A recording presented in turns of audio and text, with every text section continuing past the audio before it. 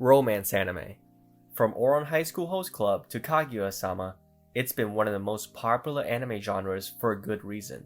However, recently an anime has come out that surpasses every other romance anime out there. It has the most powerful romantic tension I've ever seen. The characters have an unbeatable passion and infatuation for the object of their affection.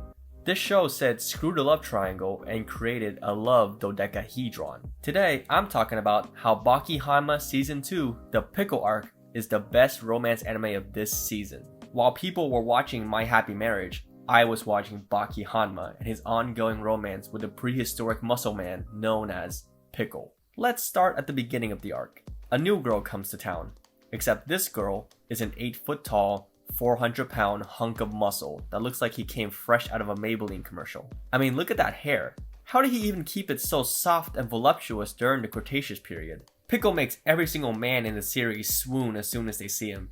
All of the fighters from the series feel this powerful urge to pay him a visit and get his attention, going as far as breaking into a military compound just to be in his presence. Now, at this point, let's replace every time they said fight with and you'll really understand why this is a romance anime. So we see Retsu, Doppo, Yujiro, Jack, and every other fighter in Japan breaking into the military base where Pickle was staying just to him. They are all so infatuated by the pure testosterone that they begin to challenge each other over who gets to Pickle first, until the undisputed alpha, Yujiro, steps up and asserts his dominance over the rest of the potential suitors. Yujiro Hanma forces his way into the glass cage first, eager to get his chance with Pickle. At this point in the story, none of the other men were able to even pique Pickle's interest. We know that his standards are incredibly high and only the highest quality men can meet his needs. We see some romantic tension rise in the air as Pickle senses Yujiro's overwhelming masculinity.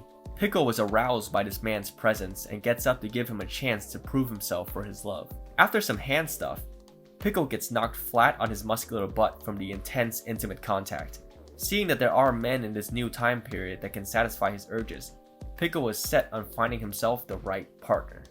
Cutting forward into the story, we see that the first suitor that tries to win Pickle's affection is none other than Retsu Kaio. The legendary kung fu master believes that he can use his knowledge gained from 4,000 years of Chinese romance to properly woo Pickle or die trying. After applying his 4,000 years of Chinese flirting on Pickle, it lights a fire in the prehistoric man. The romance tactics are working, and Pickle is actually paying attention to him. He gives Retsu some love bites to show his affection. This brings Retsu to tears as he continues to romance Pickle. Unfortunately, even the 4,000 years of Chinese romance was no match for Pickle's final thrust. Retsu just couldn't contend with the overpowering girth of this ancient Adonis. Shaken by his inability to win the affection of Pickle, Retsu sets his sights on the next best thing: being a dating coach. Retsu saw potential in the up-and-coming Casanova named Kasumi Orochi. You see, earlier in the story when all of the suitors were lining up to court Pickle, Yujiro completely destroyed Kasumi emotionally by letting him know that he has zero riz, negative riz even. This pushed Kasumi to perfect his flirting techniques. Retsu sees this determination in the young man and helps him, blending the 4,000 years of Chinese riz with the 500 years of Japanese riz and pushing him to the pinnacle of pickup artistry. After days of relentlessly pushing himself, Kasumi finally develops a technique that will impress Pickle. Kasumi readies himself and walks into the stadium with thousands of his homies cheering on his date. However, when he pulls his ultimate technique, it did nothing more than make Pickle fall asleep due to pure boredom. This humiliation and shame is too much for Kasumi, and he rips off his arm as an offering for failing to court Pickle. Kasumi is just another victim who couldn't meet Pickle's high standards. Kasumi wanted Pickle to put all of him in his mouth to make up for such a bad date, but Pickle refuses. The next suitor up to bat to seek Pickle's affection would be Jack Hanma, who believes that his roided up body would be enough to charm the 8-foot tall princess. Jack, being the meathead he is, gets straight to business as he and Pickle share a long and intimate kiss.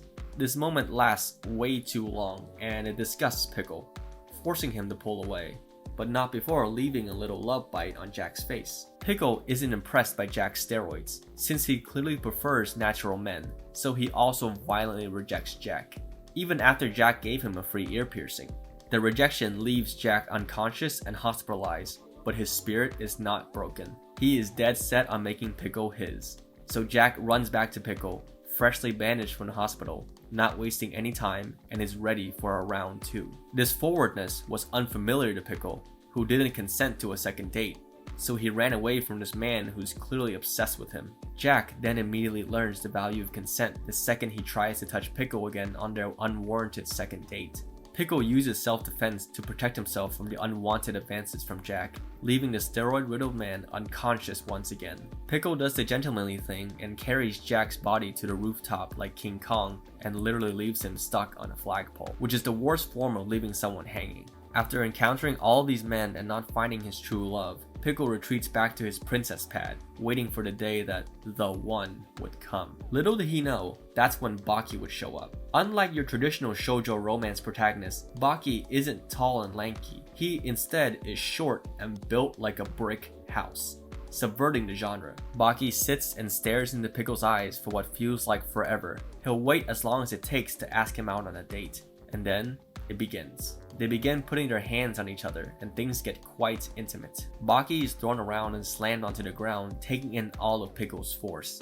Baki responds by softly caressing his skin, which arouses Pickle so much that his brain starts to rattle. Things start to get rough as Baki begins slapping Pickle, leaving his mark on him as the caveman howls in pain and pleasure. Baki's fighting techniques are clearly beyond that of the previous suitors. Pickle was flattered that someone would pull out all of the stops like this just for him. It was getting hot and heavy with both men channeling their inner animalistic instincts. Finally, Pickle thought, somebody worthy of my affection. Things go on like this until Baki, weathered from his passionate affair, loses all control of his body, unable to keep up with Pickle's immense physical endurance. Pickle, extremely disappointed that even this man was unable to keep up with him, retreats back to his rooftop to cry. Baki then follows Pickle to the roof and promises him that he will find love one day, and that they can still stay good friends. So in the end, the new girl in town couldn't find a man that was good enough for him, but that doesn't mean his pursuit of love is over. As with any good romance anime, it will definitely take a few more seasons before the final couple ends up together. I really hope you enjoyed watching whatever that was. This was certainly the most sus video I've ever made on this channel, but watching Baki, I couldn't help but see all the similarities it has to romance anime and had to make this video. Don't forget to like and subscribe for more lukewarm takes, and I'll see you next time.